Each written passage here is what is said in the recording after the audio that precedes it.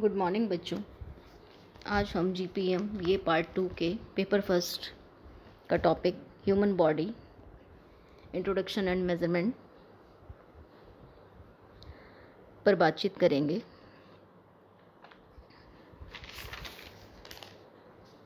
वस्त्र तैयार करने का मुख्य उद्देश्य मानव शरीर को ढकना और वातावरण से संरक्षण प्रदान करना होता है। मनुष्य शरीर को वस्त्र एवं परिधानों की सहायता से सुंदर एवं आकर्षक बनाया जाता है। शरीर के आकार और बनावट के आधार पर पोशाक के डिज़ाइन या प्रकार निर्धारित किए जाते हैं। सामान्य रूप से मानव शरीर एक समान अनुपात में वृद्धि और विकास प्राप्त करता है, परंतु कई बार व्यक्ति विशेष के शरीर आकार और रचना में अंतर होता है। सभी मानव शरीरों की रचनाएं एक समान नहीं होती। व्यक्ति के शारीरिक विकास और वृद्धि, शरीर के विभिन्न भागों, मांसपेशियों की संरचना और कार्यशीलता में काफ़ी अंतर होता है। मानव के लिए परिधान का निर्माण व्यक्ति के शरीर के विकास और स्वास्थ्य को ध्यान में रखकर किया जाता है। शरीर की आकृति एवं रचना पर वातावरण और वंशानुगत परिस्थितियों का प्रभाव भी होता है।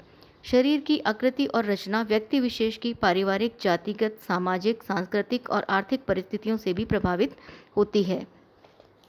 शरीर का बाहरी आकार व भीतरी बनावट आधारभूत हड्डियों के ढांचे पर निर्भर करती है। बाहरी बनावट में मांसपेशियां और त्वचा का भी योगदान रहता है। जैसे हम देखते हैं कि राजस्थान, हरियाणा, पंजाब इस तरफ के हम देखें तो जो मेल्स एंड फीमेल्स हैं उनकी जो बॉडी लेंथ या लंबाई है वो अलग तरह की होती है, जबकि जो नॉर्थ ईस्ट एरिया हैं उनमें अलग है। तो जहाँ भी जिस तरह की भौगोलिक परिस्थितियाँ हैं व्यक्ति की या जातिगत विशेषताएं हैं उसके अंदर, उन सब चीज़ों से भी उसकी ऊपर प्रभाव पड़ता है, वहाँ के खान पान से, संस्कृति से। तो शरीर का विकास और वृद्धि बहुत सारी चीज़ों से प्रभावित होता है। अब हम सामान्य रूप से मनुष्य शरीर के 3 मुख्य भाग कर सकते हैं। पहला होता है सिर, दूसरा धड़ और तीसरा है बाहें और टांगें। हेड यानी सर। बालों से लेकर ठुड्डी तक का जो हिस्सा होता है शरीर का ऊपरी भाग, उसे हम सिर कहते हैं। सिर में मस्तिष्क नामक सर्वाधिक महत्वपूर्ण अंग सुरक्षित रहता है। सामान्य पोशाक का हिस्सा सिर को ढकता नहीं है। इस कारण ऊनी व बरसाती वस्त्रों के बने परिधानों के अलावा इस भाग का कोई महत्वपूर्ण स्थान नहीं होता। यह भाग यानी सिर परिधान निर्माण में किसी प्रकार से प्रत्यक्ष भूमिका का निर्वाह नहीं करता, परंतु जब हम संपूर्ण परिधान के साथ व्यक्ति के व्यक्तित्व को देखते हैं तब यह भाग पोशाक और व्यक्तित्व में विशिष्ट संबंध स्थापित करता है। दूसरा आता है धड़। गर्दन से लेकर जांघ तक का हिस्सा धड़ कहलाता है, जिसके ऊपरी हिस्से में बाहें जुड़ी होती हैं और निचले हिस्से में टांगें जुड़ी होती हैं। धड़ के बीच में रीढ़ की हड्डी स्थित होती है, जो गर्दन से लेकर धड़ के निचले भाग तक जाती है। यह शरीर की आकृति को लंबवत आधार और गरिमा प्रदान करती है। धड़ के साथ गर्दन, छाती और कंधे की हड्डियां शामिल होती हैं। इसके अलावा इस भाग में मांसपेशियां अपने आकार से शरीर की गोलाई को कम या अधिक करके शरीर को विशेष आकृति प्रदान करती हैं।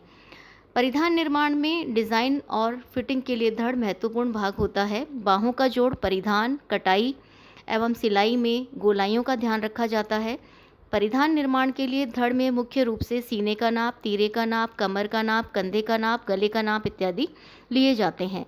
एक तरह से हम कह सकते हैं कि पोशाक निर्माण का मुख्य जो सेंटर बिंदु होता है वो हमारा धड़ ही होता है।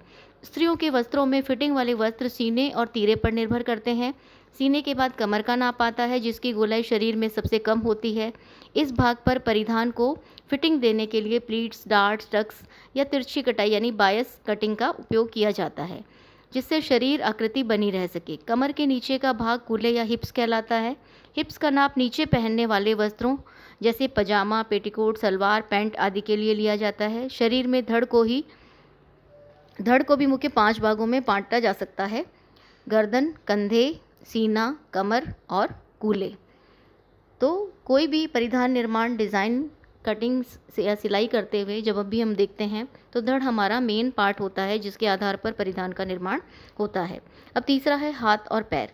शरीर के निचले भाग में बाहों शरीर के तीसरे भाग में बाहों का महत्वपूर्ण स्थान होता है। हाथ की आधी लंबाई में कोहनी का जोड़ होता है जो आगे के हाथ को गतिशीलता देता है। परिधान निर्माण के समय कोहनी व कंधे के जोड़ का विशेष ध्यान रखा जाता है। इन जोड़ों के स्थान पर अतिरिक्त वस्त्र छोड़ा जाता है जिससे हाथ की गति में रुकावट ना हो। इसी प्रकार धड़ से पैर के जोड़, घुटने, टखने का जोड़ भी परिधान निर्माण में ध्यान रखा जाता है जिससे चलने फिरने, उठने बैठने के समय पैरों की गतिशीलता में बाधा नहीं पड़ती। पैंट, पजामा, चूड़ीदार में भी जोड़ों के स्थान पर अतिरिक्त वस्त्र छोड़ा जाता है। अगर हाथ और पैर के लिए टाइट फिटिंग का वस्त्र बनाना हो तो उसे उरेब में या बायस में जाकर कटाई की जाती है जिससे कि मूवमेंट में सरलता रहे। ये थे हमारे शरीर के मुख्य पार्ट। अब हम देखते हैं हमारे मनुष्य शरीर में कुछ मुख्य संधियां होती हैं और इन संधियों से ही शरीर की सारी गतिशीलता निर्भर होती है और गतिशीलता को ध्यान में रखते हुए हमें परिधान का निर्माण करना पड़ता है। तो इसमें आप देख रहे हैं डायग्राम में अलग अलग तरह की जॉइंट्स हैं। उनमें हम मेनली 3 उनको उसमें कैटेगरी में कर सकते हैं। कील संधि जो सिर का धड़ के साथ जोड़ होता है, उकल संधि जो धड़ के साथ बाहों और टांगों का जोड़ होता है, चूल संधि जो बाहों में कोहनी का जोड़ और पैरों में घुटने का तथा हाथ पैर की अंगुलियों का जोड़ होता है जो वन साइड ही मूवमेंट करता है, उसको हम चूल संधि कहते हैं। फिसलती संधि रीढ़ की हड्डी के बीच की संधियां जिनमें लचक होने के कारण मनुष्य के झुकने की क्रिया संभव होती है। झुकाव के समय ये हड्डियां फैल जाती हैं और खड़े होने पर पुनः अपने वास्तविक आकार में आ जाती हैं। इस क्रिया को ध्यान में रखकर कसरत, खेल से संबंधित वस्त्रों में अतिरिक्त वस्त्र लंबाई में रखा जाता है। शरीर की संधियों को गति करने पर पहना हुआ परिधान ऊपर नीचे होता रहता है। तो ये संधियां भी हमारे लिए बहुत इंपॉर्टेंट मानी जा सकती हैं। नेक्स्ट आता है इम्पॉर्टेंस ऑफ मसल्स।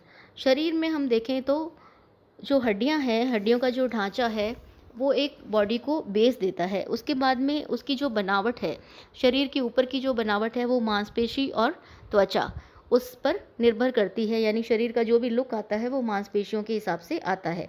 मनुष्य शरीर की मांसपेशियां शरीर को आकार और मजबूती प्रदान करती हैं। मांसपेशियों के फैलाव और सिकुड़न से सीने, बाहों आदि के स्थान पर, आसन के स्थान पर खिंचाव महसूस होता है। पोशाक निर्माण करते समय मुख्य रूप से गर्दन, पीठ, कंधे, सीना, बाहें, कमर, आसन, जांघ, पिंडली आदि स्थान की मांसपेशियों का ध्यान रखा जाता है। अब हम आते हैं टाइप्स ऑफ बॉडी, यानी शरीर के कितने प्रकार सामान्यतः माने जाते हैं। मनुष्य शरीर का विकास और निर्माण प्राकृतिक नियमों के अनुसार होता है। शरीर के अलग अलग हिस्से एक अनुपात में विकसित होते हैं। अगर संपूर्ण शरीर को देखें तो लंबाई के साथ साथ एक विशेष अनुपात में गर्दन, सिर और धड़, बाहें और टांगें सभी की लंबाई बढ़ती है। बच्चों में टांगों की लंबाई की अपेक्षा किशोरावस्था में टांगों की अधिक तेजी से वृद्धि होती है। शरीर की वृद्धि एवं विकास के इस आनुपातिक नियमों को शारीरिक प्रमाणबद्धता कहते हैं। शरीर के अलग अलग हिस्सों का पूरे शरीर के साथ बढ़ने का तुलनात्मक संबंध शारीरिक प्रभाव या शारीरिक प्रमाणबद्धता कहलाता है। शारीरिक प्रमाणबद्धता से मतलब है जैसे जैसे बच्चा जन्म लेता है और जब वो ग्रो करता है, धीरे धीरे आगे की उम्र तक जाता है, तो एक निश्चित अनुपात में शरीर के सभी अंगों का विकास होता है। उसी को हम शरीर की प्रमाणबद्धता कहते हैं। 3 तरह के हमारे शरीर प्रमाणबद्धता के प्रकार हैं या बॉडी टाइप्स हैं: नॉर्मल, एबनॉर्मल और डिफेक्टिव, यानी सामान्य, असामान्य और दोषपूर्ण बनावट। सामान्य सबसे पहले आता है सामान्य। सामान्य यानी इस स्थिति में शरीर के समस्त अंगों का विकास और वृद्धि प्राकृतिक प्रमाण के अनुरूप होती है, अर्थात शरीर के विभिन्न भाग उचित अनुपात में वृद्धि और विकास करते हैं। इस स्थिति को आदर्श शरीर रचना कहते हैं, यानी आइडियल बॉडी टाइप कहते हैं। दूसरा है असामान्य। किसी भी व्यक्ति विशेष के शरीर के किसी एक अंग का आकार जब निश्चित प्रमाण से कम या अधिक विकसित हो जाता है तब उसे हम असामान्य शरीर कहते हैं। जैसे शरीर के अनुपात में सिर का बड़ा होना, कंधों का झुका होना, हथेली या पाँव का छोटा होना, कमर का अत्यधिक पतला होना अथवा हाथों का अधिक लंबा होना, ये कुछ एबनॉर्मलिटीज़ के असामान्य शरीर के प्रकार हैं। जिसमें कभी किसी व्यक्ति का सिर जो है उसके बाकी शरीर के अनुपात में बड़ा हो जाता है, कभी बाकी शरीर के अनुपात में उसके हाथ लंबे हो जाते हैं, कभी उसकी टांगें छोटी हो जाती हैं बाकी शरीर के अनुपात में। तो इस तरह के दोषपूर्ण उनके बहुत सारे रीजन हो सकते हैं। हेरिडिटी भी है और ज्योग्राफी कंडीशन भी है, न्यूट्रिशन कंडीशन भी है, कोई विशेष बीमारी भी उसका कारण हो सकती है। तीसरे पर जब हम आते हैं तो उसको हम कहते हैं डिफेक्टिव, यानी दोषपूर्ण बनावट वाला शरीर। इसके अंतर्गत शरीर की बढ़ोतरी अप्राकृतिक या अनैसर्गिक रूप से होती है। इसमें शरीर के कुछ हिस्सों का आकार एवं आकृति सामान्य नहीं होते। शरीर में दोषपूर्ण बनावट निम्न प्रकार की होती है। कुछ ऐसे लोग हमें दिखाई देते हैं जिनके शरीर में किसी न किसी प्रकार का दोष होता है। इन दोषों को एक्चुअल में छुपाने के लिए और शरीर के गुणों को उभारने के लिए ही हम परिधानों का उपयोग डिज़ाइनिंग के द्वारा करते हैं। तो सबसे पहले हम देखते हैं गर्दन। गर्दन में कुछ व्यक्तियों की गर्दन अत्यधिक लंबी होती है, कुछ की अत्यधिक पतली होती है, या कुछ की गर्दन बहुत मोटी होती है या छोटी होती है। यानी इतनी छोटी होती है कि धड़ और सिर के बीच में दूरी विजिबल नहीं होती। फिर है कंधा, झुके हुए कंधे, छोटे कंधे, पतले कंधे और मोटे कंधे, इसको भी हम डिफॉर्मेशन कहते हैं। सीना, चपटी छाती या कबूतर जैसी पिजियन चेस्ट जिसको हम कहते हैं, कबूतर की तरह उठाव लिए हुए जो चेस्ट होती है उसको हम पिजियन चेस्ट कहते हैं, वो भी एक डिफेक्टिव है। पीठ, गोल पीठ या दबी हुई पीठ यानी जिसको हम हंचबैक कहते हैं।